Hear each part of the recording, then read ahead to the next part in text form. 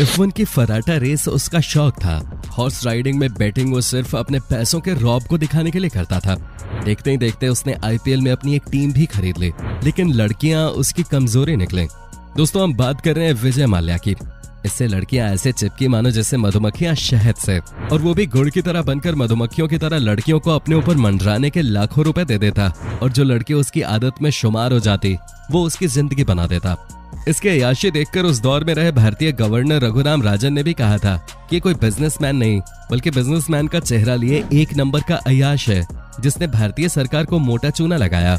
आज की वीडियो में हम आपको अय्याशों के सबसे बड़े अय्याश और भारत के सबसे बड़े गद्दारों में से एक विजय माल्या के बारे में कुछ ऐसी बातें बताएंगे जिसको सुनने के बाद आप विजय माल्या को ठग कम और एक ठरकी ज्यादा बुलाएंगे। लेकिन उससे पहले चैनल को सब्सक्राइब करके बेल नोटिफिकेशन को जरूर ऑन कर लें। तो चलिए शुरू करते हैं। एक अमीर घर में पैदा हुआ एक ऐसा लड़का जिसका बचपन एक आम लड़के की तरह ही गुजरा। हालांकि उसके पिता एक एंटरप्रेन्योर थे जो बड़ी बड़ी कंपनीज में अपना पैसा इन्वेस्ट करते थे। फाइनेंशियल रिस्क लेना उसके पिता विट्ठल माल्या का शौक था, लेकिन उनका लड़का विजय माल्या एक आम इंसान की तरह जीता। वो कॉलेज भी साइकिल से जाता। लेकिन वो कहते ना कि मौसम बदलते और मूड बदलते देर नहीं लगती।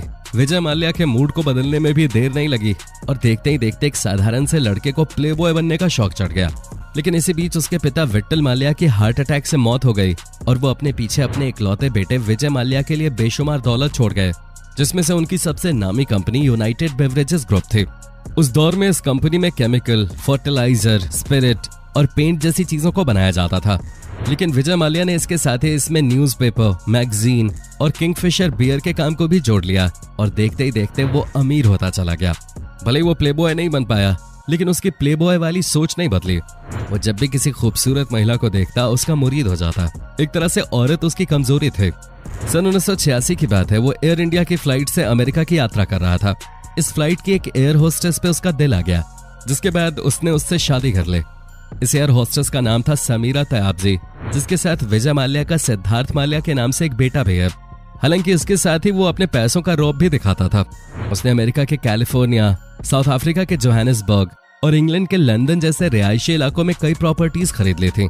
और इसके बाद सन 1993 में वो एक रेखा नाम की महिला के प्यार में पड़ गया, जो कि एक बिजनेस वुमन होने के साथ ही एक सोशल वर्कर भी थे। हालांकि जब रेखा से विजय माल्या ने शादी की तो विजय माल्या ने इससे पहले सिर्फ समीरा तयाबजी से ही शादी की थी। लेकिन रेखा ने इससे पहले प्रताप चेट्टियाप्पा और शाहिद महमूद जैसी अमीर हस्तियों से शादी की थी। विजय माल्या की रेखा के साथ लियाना, लैला और तान्या नाम की 3 लड़कियां थीं। विजय माल्या का ये वो दौर था जब उसे भारत के सबसे तेज तर्रार बिजनेस टाइकून्स में से एक माना जाता था। हालांकि इसके साथ ही उसे अपनी रंगीन मिजाजी के लिए भी जाना जाता था। वो एक तरफ करोड़ों रुपए कमाता, वहीं दूसरी तरफ अपनी विला में पार्टियां करता, अपने मेहमानों को महंगी शराब पिलाता, विदेशों से गर्ल्स को बुलाता और हर वक्त विदेशी लड़कियों से घिरे रहना धीरे धीरे उसकी आदत में शुमार हो गया था। इसके अलावा उसका एक और चेहरा भी था। वो बेंगलुरु के जिस भी फेमस मंदिर में जाता तो बिना चप्पल के ही जाता। उसने कई तीर्थ यात्राएं भी की। इसके अलावा वो सुर्खियों में तब आया जब उसने लंदन में टीपू सुल्तान की एक तलवार के लिए रिकॉर्ड तोड़ बोली लगाई। इसके बाद उसने न्यूयॉर्क में महात्मा गांधी से जुड़ी कुछ यादगार चीजों के लिए भी रिकॉर्ड बोली लगाई। ये सब करके वो लोगों की सहानुभूति लेना चाहता था। इन सब दिखावों के बाद लोग उसे the king of good times कहने लगे, लेकिन उसके दिमाग में जो चल रहा था वो सिर्फ वही जानता था। वो इससे भी ज्यादा बुलंदियां छूना चाहता था और उसकी किस्मत भी शायद उससे यही करवाना चाहते थे। लेकिन इसी बीच उसको कई विदेशी गर्ल्स के साथ एंजॉय करते हुए मीडिया ने स्पॉट कर लिया, जिसके बाद लोगों की सोच उसके प्रति थोड़ी बदलने लगी। लेकिन उसने इसका दिमाग भी लगा लिया। वो कहते हैं ना दोस्तों, जब पैसा आता है तो दिमाग भी खुद ब खुद दौड़ने लग जाता है। ऐसा ही माल्या का दिमाग भी दौड़ा और उसने इंडियन एम्प्रेस नाम की एक याट खरीद ली। इस याट की फैसिलिटी का अंदाजा आप इसी बात से लगा सकते हैं कि पहले ये याट कतर की रॉयल फैमिली के पास थी। इस याट को माल्या ने सिर्फ अपनी प्लेबॉय की छवि को छुपाने के लिए खरीदा था। इसको माल्या ने खास तौर पे अपनी रंगरलियों को देखते हुए बनवाया था।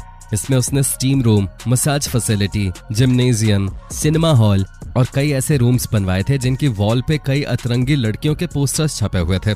इस याट में उसे सिर्फ 2 ही चीजें दिखती। पहला है खुला खूबसूरत नीला समुंदर और दूसरा विदेशी सौंदर्या जो उसके साथ हफ्तों तक इस याट में रहते थे। बताया जाता है कि ये फॉरेनर गर्ल्स कोई ऐसी वैसी गर्ल्स नहीं होते थे, बल्कि ये विदेशी मॉडल्स होते थे जिनको याट के बाद सीधा माल्या के कैलेंडर में एंट्री मिलते थे। हालम तो ये था कि माल्या के कैलेंडर में जगह बनाने के लिए लड़कियां तरसते थे और इस कैलेंडर में सिर्फ उन्हीं ब्यूटीफुल गर्ल्स को जगह मिलती थी जो माल्या को उसके याट में खुश कर देती थी। अब आप सोच रहे हैं कि सिर्फ विदेशी लड़कियां ही माल्या की आदत में शुमार थी, तो आप गलत हैं। कई बॉलीवुड हीरोइंस भी विजय माल्या को टाइम दे चुके हैं। जिनके साथ विजय माल्या ने क्या किया है, कैसे किया है, वो तो आप टीवी पे देख ही चुके हैं। लेकिन इसके अलावा भी माल्या का दूसरी तरफ फोकस पैसे कमाने पे भी था। माल्या ने 2005 में अपने बेटे सिद्धार्थ माल्या के 18वें जन्मदिन पे किंगफिशर एयरलाइंस की शुरुआत की और देखते ही देखते उसने 2007 में IPL में टीम भी खरीद ली। लेकिन इतनी अय्याशी करने के बाद माल्या का बुरा वक्त पहली बार 2007 से ही शुरू हुआ, जब इसने एयर डेक्कन से 550 करोड़ की डील की। इस डील में विजय माल्या की तरफ से लगा सारा पैसा कर्ज का था, जो इसे 17 बैंकों से लोन के तौर पे मिला था। एक तरह से ये डील विजय माल्या के लिए एक घाटे का सौदा रहे। इसके बाद 2008 और 2009 में माल्या को इससे भी ज्यादा नुकसान हुआ। हालात ऐसे हो गए कि ये किंगफिशर में काम करने वाले अपने कर्मचारियों को सैलरी तक नहीं दे पा रहा था, जिसके बाद इसने IDBI बैंक से 861 करोड़ रुपए के लोन के लिए ये बोलकर आवेदन किया कि वो अपने कर्मचारियों की सैलरी देना चाहता है। साथ ही एयर डेक्कन में हुए नुकसान की भरपाई कर उसके काम को फिर से कंटिन्यू करना चाहता है। इस टाइम तक माल्या का दिवाला निकल चुका था और हालत ये हो चुकी थी कि उसे कोई बैंक भी लोन नहीं दे रहा था, जिसके बाद उसने बैंक ऑफिसर्स को 16 करोड़ की रिश्वत देकर 861 करोड़ रुपए का लोन IDBI बैंक से पास करवाया। और अंदर की बात तो यह है कि इन 861 करोड़ रुपए को उसने न ही एयर डेक्कन के नुकसान की भरपाई में लगाया और न ही अपने कर्मचारियों को सैलरी के रूप में दिया। इन पैसों को सीधा उसने अपने यूरोप के अलग अलग बैंक अकाउंट्स में पहुंचा दिया, जहां इन पैसों से उसने F1 रेस करवाई। इसके बाद हद तो तब हो गई जब 2010 में माल्या राज्यसभा का सदस्य बनकर संसद में बैठने लगा, जिसके बाद उस समय के प्रधानमंत्री मनमोहन सिंह ने बैंकों को ये भरोसा दिलवाया कि वो उनका पैसा नहीं डूबने देंगे। जिसके बाद सरकार और RBI के कहने पर स्टेट बैंक के नेतृत्व में 17 सरकारी बैंकों ने माल्या को दिए गए लोन चुकाने की शर्तों और उसके शेड्यूल में बदलाव कर दिया।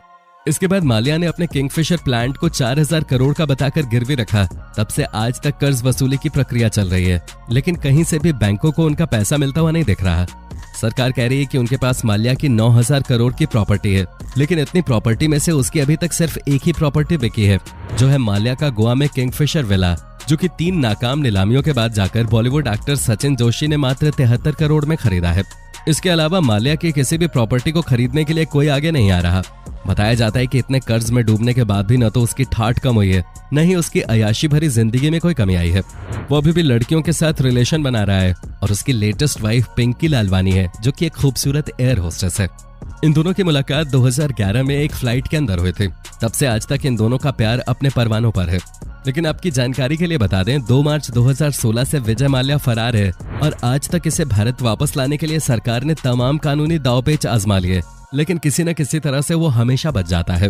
लेकिन हैरानी की बात तो ये है कि ये भारत से भागा कैसे, जबकि इसके खिलाफ लुकआउट नोटिस जारी था, जिसका मतलब होता है कि अपराधी देश से बाहर नहीं जा सकता और इमिग्रेशन काउंटर पर पहुंचते ही उसकी गिरफ्तारी हो सकती है। लेकिन इसके बावजूद भी माल्या देश से फरार हो गया। और चौंकाने वाली बात तो यह है कि माल्या भारत से अकेला नहीं भागा, बल्कि वो अपने साथ 55 सूटकेसेस लेकर भारत से लंदन भागा था। अब कैसे भागा था, इसके बारे में सरकार ने कोई ऑफिशियल अनाउंसमेंट नहीं की है, लेकिन इतना जरूर है कि विजय माल्या ने अपने पावरफुल कॉन्टैक्ट्स के जरिए सिस्टम में वो जुगाड़ बना लिया था, जिससे वो लंदन 9-11 हो सके।